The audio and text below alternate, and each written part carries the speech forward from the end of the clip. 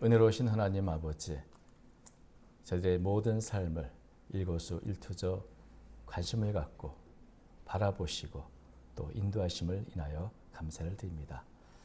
우리의 삶 한 걸음 한 걸음 주님의 은혜가 아닌 것 없고 주의 도우심이 아닌 것이 없음을 고백합니다.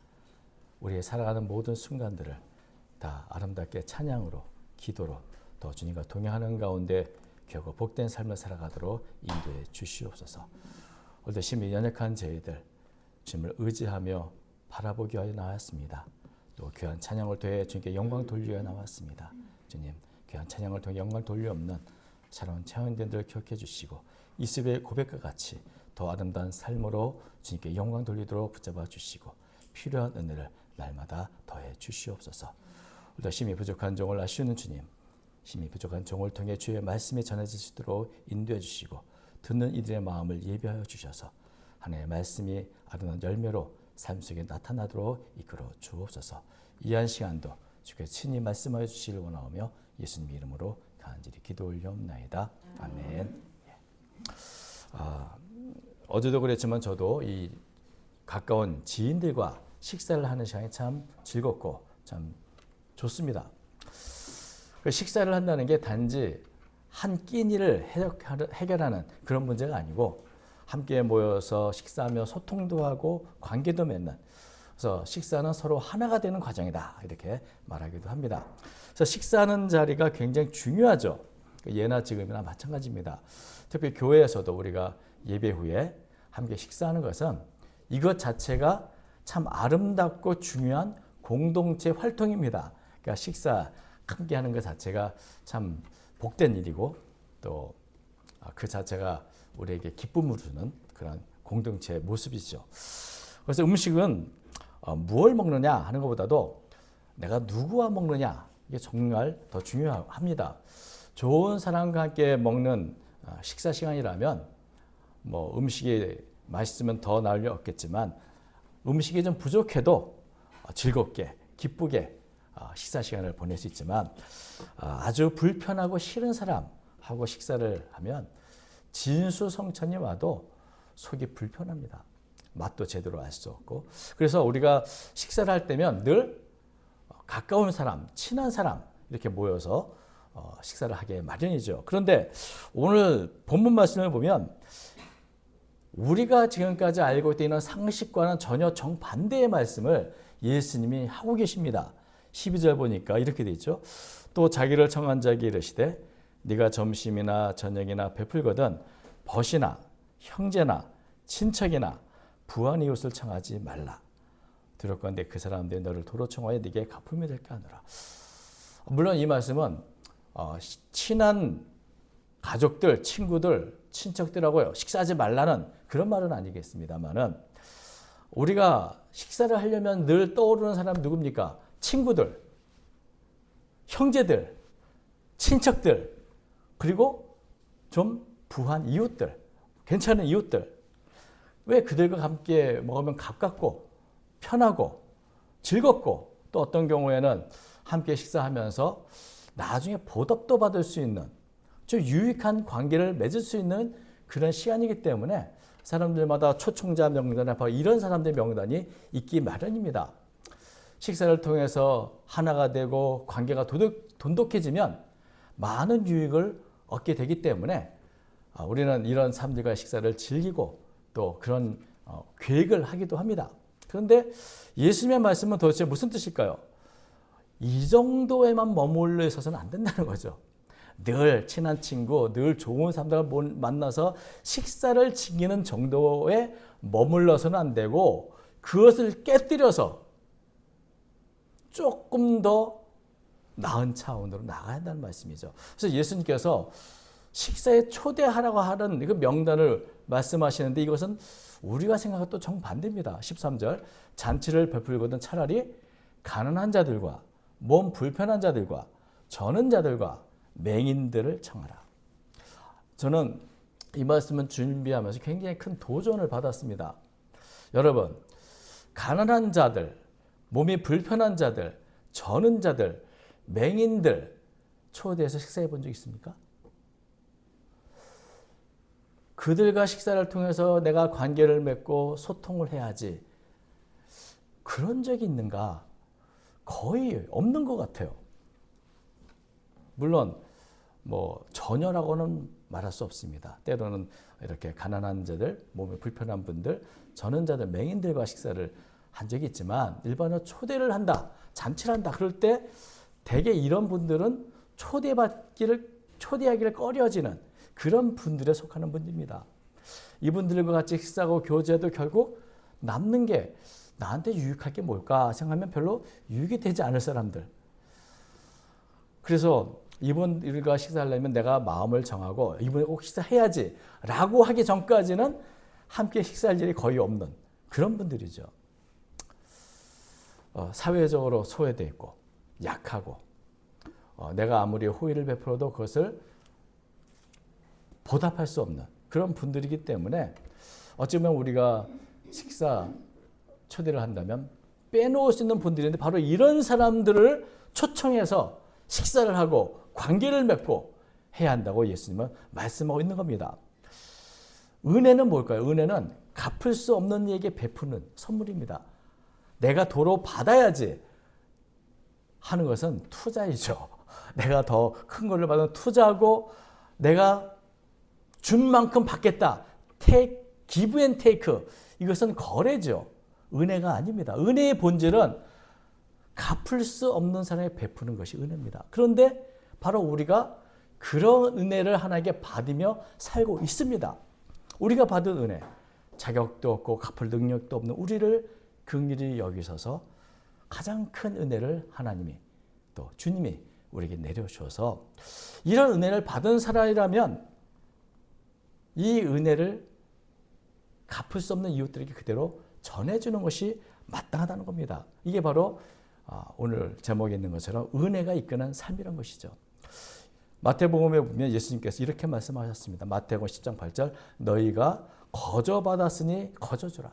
너희가 갚을 수 없음에도 하나님의 은혜를 베풀었으면 너도 갚을 수 없는 그런 사람들에게 은혜를 베풀어줘야 된다는 것이죠. 거저 받은 은혜 거저 베풀어줘야 된다.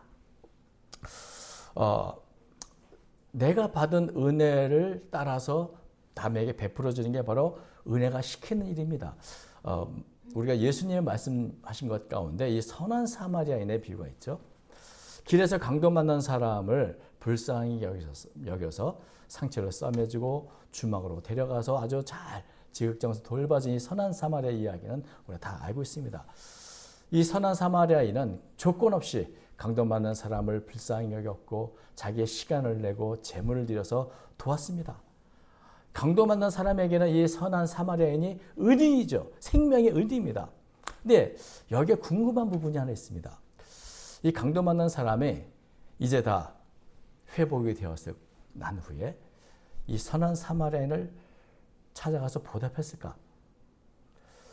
여러분, 이게 내가 생명의 은인을 이렇게 만나면 보답하고자 하는 게 사람의 인지상정이고 도와야 할 텐데 보답을 해야 할 텐데 보답할 수 있을까? 보답할 수 없었습니다. 왜? 선한 사마리아인의 이름이 없습니다. 누군지 알 수 없습니다. 어디 사는지도 알 수 없습니다. 우연히 만난 한 사람이기 때문에 아마도 이 강도 만난 사람은 마음에 갚을 수 없는 이 빚, 은혜의 빚, 사랑의 빚 때문에 참 마음이 답답할 수도 있습니다. 누군지만 알면 내가 좀 어떻게든지 정말 이렇게 보답이도 하고 식사도 한번 할 텐데 라고 할 텐데 성경에는 사마리아인 누군지 이름이 뭔지 전혀 기록이 없어서 보답할 길이 없습니다. 그런데 이 강도 만났던 사람이 길을 가다가 또 다른 강도 만난 사람을 봤습니다. 강도 만나서 거반 죽게 된 자신의 예전과 같은 그 모습으로 비참하게 있는 사람을 봤을 때 어떨까요? 그냥 지나갈까요? 아니면 어떻게 할까요? 참 바쁜데 지나가고 싶은데 자꾸 내가 받은 은혜들이 나를 찌릅니다. 양심을 찌르는 거죠. 너는 남에게 그렇게 은혜를 받고 그렇게 살았으면서도 너는 왜 똑같이 강도 만난 사람을 만날 때 너는 왜 도망가냐? 너는 왜 지나치냐? 내가 받았던 은혜가 계속해서 내 양심을 찌르기 때문에 그냥 지나칠 수는 없을 겁니다. 그래도 한마디 물어보고 어디 사는가? 내가 뭐 도울 게 없는가? 혹은 내가 어떻게 하면 좋겠는가? 한마디라도 해야 내 양심이 편해고 그렇겠죠. 이게 바로 일반적인 사람 아니겠습니까? 아무런 조건 없이 나를 도와주었던 그 은혜가 나를 자꾸 찌르는 거죠. 너도 그렇게 해야 된다. 너도 도와야 한다. 내가 뭔가 받겠다는 것이 아니라 내가 받았으니 나도 내가 받은 은혜가 시키는 대로 하면 이 사람을 마땅히 도와주는 게 당연한 겁니다. 이게 바로 은혜가 시키는 삶, 은혜가 이끄는 삶인 거죠. 나는 원래 그렇게 이런 사람 보면 도망갔던 사람인데 내가 이미 받은 은혜가 있다 보니 그냥 지나칠 수 없어서 은혜가 이끄는 대로 내가 하신 대로 도와주자. 뭐 할 말 내가 다는 못해도 어느 정도 내가 하자. 이런 마음을 갖는 것이 바로 은혜를 받은 사람의 당연한 모습이요. 이게 바로 은혜가 이끄는 삶의 첫 발자국인 겁니다. 우리 성도들이 행하는 모든 선행, 사랑의 실천들은 사실 다 주님께 우리가 받은 은혜에 대한 감사, 내가 받은 은혜가 시키는 거죠. 그렇게 해야 된다. 그게 마땅한 것이다. 그게 사람의 길이다. 이렇게 시키는 것. 그대로 살아가는 게 중요한 겁니다. 예수님께서 바로 그렇게 우리가 받은 은혜를 생각하면 너희들끼리만 맨날 좋다고 모이는 게 아니라 그 벽을 뛰어넘어서 갚을 길이 없고 소외됐고 그렇게 살았던 그들을 똑같이 초대하라고 말씀하는 것입니다. 그런데 또 이 예수님의 말씀은 단지 너희가 은혜 받았으니 너희도 은혜를 베풀어야지라는 의미만은 아닙니다. 왜냐하면 이렇게 다른 사람들에게 대접받지 못하고 소외된 이 사람들에게 하나님의 은혜가 무엇인지 하나님의 은혜를 전하는 것이 바로 예수님이 하신 일이고 우리가 해야 할 사명이기 때문에 그렇습니다.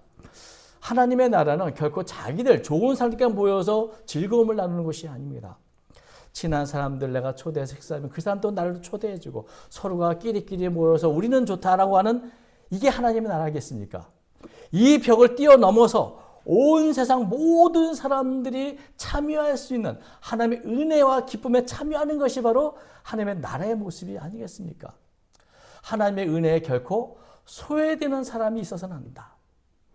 그래서 예수님은 이 땅에 오셔서 빈부와 신분의 차이를 따지지 않고 모든 이들과 함께 하셨습니다. 세리와 죄인들과 함께 식사하셨고 가난하고 소외된 이를 찾아가셨고 그들에게 하나님의 은혜를 전하고 하나님의 은혜를 경험하도록 기적을 베풀기도 하셨습니다. 예수님이 하셨던 모든 사역이 바로 이 하나님의 나라가 모든 사람에게 여기에 소외되는 사람이 없도록 모든 이들에게 하나님의 은혜를 경험하도록 하는 사역을 행해 주신 것이죠. 하나님의 사랑은 모든 사람한 넓은 사랑인데 소외되어서는 안 되는데 거기에 소외되는 사람들이 있다면 그들을 찾아갈 필요가 있고 사명이 있는 겁니다. 그래서 가난한 자들, 몸이 불편한 자들, 저는 자들, 맹인들 사실 이들은 우리가 살고 있는 삶의 범위 바깥에 있는 사람들입니다. 찾아가지 않으면 만날 수 없는 사람일 수도 있습니다. 예수님이 말씀하신 이 이야기 중에 또 하나 재미나는 이야기가 있죠. 부자와 거지 나사로의 이야기. 부자는 호사스러운 옷을 입고 날마다 잔치를 벌리며 즐겼습니다. 그런데 그 집 앞에는 거지 나사로가 있었죠. 그 집 문 앞에 있지만 부자는 결코 한 번도 이 거지 나사로를 자기 잔치에 초청한 적이 없습니다. 가장 가까이 있는 것 같았지만 부자와 거지의 나사로 사이에는 아주 크고도 거대한 담이 막혀 있어서 부자는 결코 나사로와 관계를 맺으려 하지도 않고 식사와 한 식탁에 앉으려 하지도 않고 나사로는 그 부자상에 떨어진 음식이라도 먹을까 했지만 그것도 할 수가 없는 정말 이렇게 또 다른 세계가 있었던 것이죠. 가난하고 장애가 있는 이분들과 그렇지 못한 삶 사이에는 세상에 만든 틀과 장벽이 이렇게 가로막혀 따로 살고 있습니다. 나의 삶의 범위 밖에서 소외된 삶을 살고 있는 수많은 사람들이 있는데 그들이 어떻게 하나님의 은혜를 경험할 수 있을까요? 하나님의 은혜를 먼저 받은 이들이 그 장벽을 깨뜨리고 나아가야 그때 비로소 하나님의 은혜에 소외됐던 이들이 하나님의 은혜가 이런 거구나를 깨닫게 되고 경험하게 되는 것입니다. 그래서 예수님은 세상 사람들이 가까이 하기 꺼려하는 우리의 삶의 경계 밖에 있는 이들을 먼저 초대하라고 말씀하고 계신 겁니다. 초대교회는 이런 예수님의 정신과 말씀에 따라서 하나님의 은혜를 따라 살았습니다. 하나님의 은혜, 갚을 수 없는 이들에게 선물인 은혜를 베푸는 그런 삶. 그래서 사도행전 2장에 또 4장에 보면 초대교회 성도들은 자신의 것들을 다 내어놔서 함께 나누고 각자의 필요에 따라 나눠주고 가난하고 소외된 일이 함께 다 모여서 즐거운 잔치와 같은 함께 참여하는 하나님의 나라의 그 모습을 그대로 재현하며 살았습니다. 하나님의 은혜를 받고 하나님의 나라를 경험한 이 초대교회 성도들이 이런 기쁨 속에서 이 하나님의 나라의 다른 사람을 또 초대하고 또 초대함으로 하나님의 은혜가 이끄는 삶이 점점 확장되어 나갔던 것이죠. 성도들이 정말 초청해야 할 사람들, 관심 가져야 할 사람들 중에는 가까운 지인이 아니라 그 경계를 넘어서서 나아가는 일, 그것이 바로 하나님 나라를 확장하는 일이 되는 것입니다. 그리고 이렇게 사는 삶이 결국엔 우리에게 복이 되는 길입니다.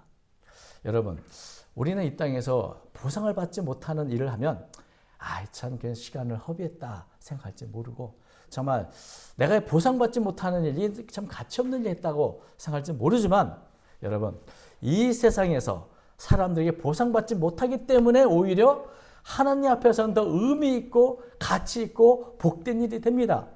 14절 말씀은 그렇게 되죠. 그리하면 그들이 갚을 것이 없으므로 내게 복이 되리니 이는 의인들의 부하신 내가 갚음을 받겠음이라 하시더라. 이 땅에서 보상받지 못하는 것이 복입니다. 사람들이 나를 알아주지 않는 것이 복입니다. 사람들은 알지 못하고 세상은 보상이 없을지라도 하나님은 그것을 다 기억하시고 은혜로 갚아주시기 때문에 그렇습니다. 이 땅에서 보답을 받지 못하는 일들이 있다면 그것은 주님이 오시는 그날에 하나님이 직접 다 보상해 주셨다고 말씀하고 있는 것이죠. 바로 성도는 누굽니까? 바로 이 땅의 것을 바라는 사람이 아니라 영원한 하나님 나라를 바라보는 사람이요, 주님이 오심을 기다리는 사람이요, 나의 삶의 진정한 평가는 이 세상이 아니라 하나님 앞에서 이루어진다고 믿는 사람들입니다.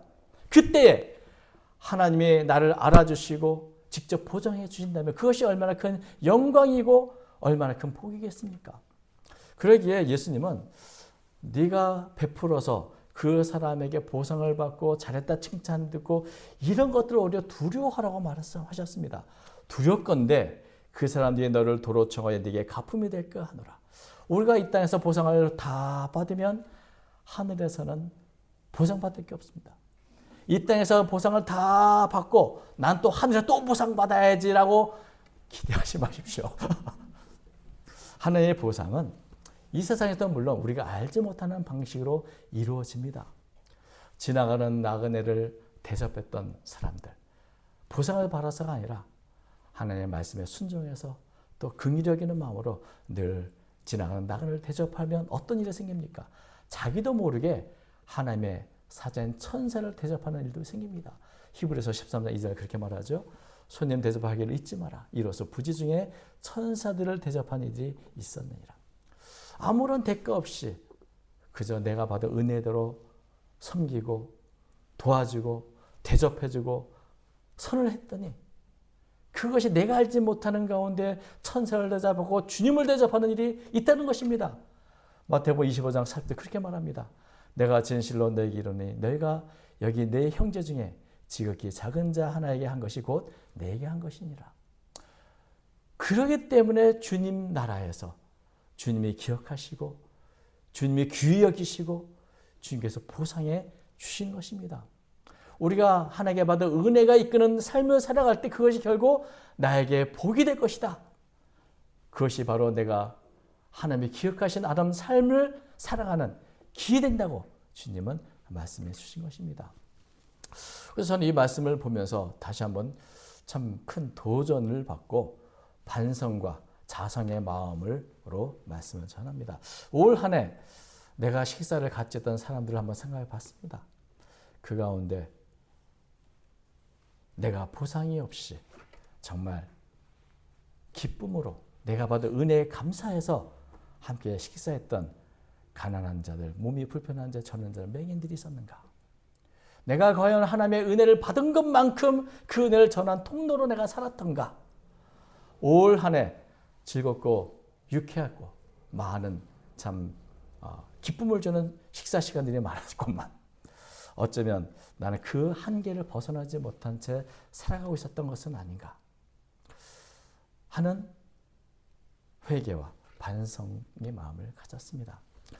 우리는 언제나 내가 행한 것에 대해서 그것이 착한 일인 걸 나도 알기에 돌려받고 보상받을 마음이 있습니다. 그래서 선을 행했는데 보상이 없으면 실망하게 되죠.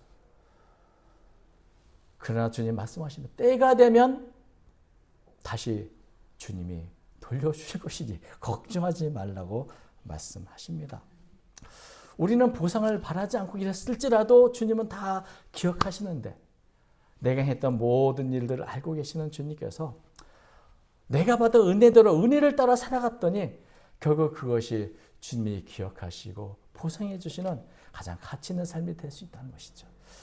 여러분, 우리가 알지 못하는 사이에 주님은 다 세워보고 계시고 헤아리고 계시고 기억하고 계십니다. 하나님 앞에 심판받을 때 두 가지 책이 있다고 그러죠. 하나는 생명책이요. 또 하나는 우리의 삶을 기록한 책입니다. 나의 삶이 기록되고 있다. 그래서 그날 영원한 하나님 나라에서 그 기록한 대로 주님은 보상해 주실 것이라. 그것을 믿는 것이 믿음입니다. 그래서 이렇게 아무런 대가 없이 남을 섬기는 것은 사랑의 실천일 뿐만 아니라 바로 우리의 믿음의 삶이기도 한 것입니다. 여러분, 성경에는 선한 사마리아인의 이름이 없습니다. 이처럼 이름 없이 빛 없이 섬기는 삶, 이웃을 사랑하며 행하는 내 이름을 내고자 하는 것이 아니라 이름 없이 빛 없이 주님께서 주신 은혜를 감격한 마음으로 은혜를 따라 살아가는 삶이야말로 주님이 인정하시는 가장 아름다운 삶의 모습입니다. 그것이 주님이 기뻐하시는 성도의 모습입니다. 언제나 우리가 내 계산이 아니라 내가 받은 은혜가 시키는 대로 내 은혜가 이끄는 삶, 그런 복된 삶을 살아가는 저와 여러분 되시기를 주님의 이름으로 축원드립니다. 기도하겠습니다. 거룩하신 하나님 아버지, 우리가 주님의 은혜에 감사하며 찬송하며 기뻐하며 살아가겠지만 이런 은혜를 전하고 이런 은혜의 통로가 되는 일에 너무나 부족했고 소홀했던 것을 고백합니다. 지난 1년 동안 얼마나 큰 은혜를 주님이 주셨건만 우리는 그 은혜를 소외된 이웃들과 나누지 못했고 전하지 못했사오니 주여 용서하여 주시옵소서. 우리의 삶이 주님만이 기억하시는, 주님만이 가치 있게 여기시는 그런 삶으로, 그런 모습으로 가득 차기를 원합니다. 한 걸음 한 걸음 우리가 은혜가 시키는 대로 살아가도록 인도해 주시고 하나님의 은혜를 전하며 하나님의 나라를 확장하는 일에 쓰임받는 저희 모든 성도가 되도록 복 내려 주시옵소서. 오늘도 우리의 삶의 경계를 넓혀주시고 확장시켜 주옵소서. 또 우리 함께하는 교회와 함께 하셔서 이 모든 일에 쓰임받게 주옵소서. 우리 주 예수님의 이름으로 기도 올려옵나이다. 아멘.